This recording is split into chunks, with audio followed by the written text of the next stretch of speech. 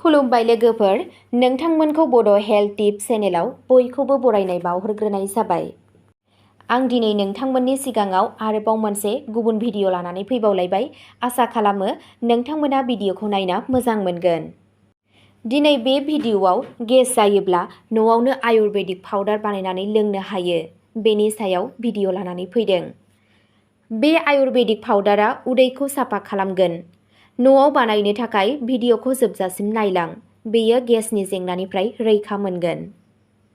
जुदि नोंथाङा गोबां समावनो उदैयाव गेस एबा कनस्टिपेशनजों मोगा-मोगि जायो, अब्ला नोंथाङा गुबुन आयुर्वेदिक मुवाफोर आरो मस्लाफोर बाहायनानै पाउडार बानायनांगौ आरो बेखौ बाहायनांगौ।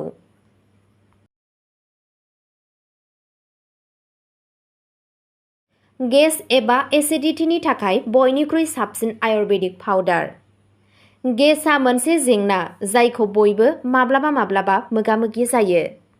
मोजाङै उदै साफा जायाजासे फुङाव सिखारनाया माखासे सुबुंफोरखौ सानसे गोजोन गैयै खालामनो हागौ। सानसे उदैयाव गिलिर मोन्दांथि एबा उखैनाय गैयै जानो हागौ। गुबुन गुबुन जाहोनफोरनि थाखाय उदै सानायबो जानो हागौ। गाज्रि आदार, बाङाय दै लोंनाय, नारसिननाय आरो गाज्रि जिउ खुंनायनि जाहोनाव गेसजों मोगा-मोगि जानो गोनां जायो। जुदियावबो बे जेंनाया गोबां समावनो गावखौनो गोबां खेब सुस्रांजायो। जाय सुबुंफोरा गले-गले बेजों जेंनायाव गोग्लैयो, बिसोर गोबां समावनो सुखु मोननो थाखाय हाथायाव मुलि नागिरो।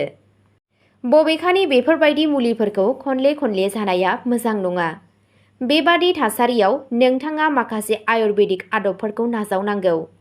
बेवहाय जों नोंथांनो खोन्थानो थांगासिनो दि माखासे जायगायारि मस्लाफोरखौ बाहायनानै गेसनि थाखाय पाउडार महरै बानायनो हायो। न'आव गेस पाउडारखौ माबोरै बानायनो? माखासे जिरादफोरनि गोनांथि जागोन, जेरैहाय गिदिर सेलेखा फिथाइ, फिसा सेलेखा फिथाइ, बहेरा फिथाइ, गोरान आमलाइ फिथाइ, बेफोर गासैखौबो 50 ग्राम लानो नांगोन। गिदिर सामसजों सामससे जिरा, फिसा सामसजों सामससे आजवाइन, सौंफ, 4 गिदिर इलायचि, 4 फिसा इलायचि, सामससे गलमरिच, सामससे हाइजें, सामससे गोसोम संख्रि, हालदै 5 थुख्रा, सामससे हिं आरो 100 ग्राम थाव गुबै। गेसनिफ्राय रैखा मोननो थाखाय गुन्दै आयुर्वेदिक पाउडार बानायनो थाखाय गिबियाव हाइजें, हालदै आरो माखासे मस्लाफोरखौ ला। बेफोरखौ गासैखौबो एसे बेसरनि थावआव फ्राय खालामनो जागायजेन। बेनि उनाव थाव गैयाजासे गोरान आमलाइ, इलायचि आरो सेलेखाखौ मोदोमनाय मोनजासे एवनानै ला। मोनसे बाथ्राखौ गोसोआव लाखि दि नोंथाङा जायखिजाया मस्लाफोरनि सिंनि बेगरखौ बोखारनांगौ। गासैखौबो मिक्साराव उन्नानै ला। बेनि उनाव गासैखौबो आरोबाव एवनानै ला। बेनि उनाव गासैबो बेसादफोरखौ मोनसे सालनिनि गेजेरजों सालिनानै ला।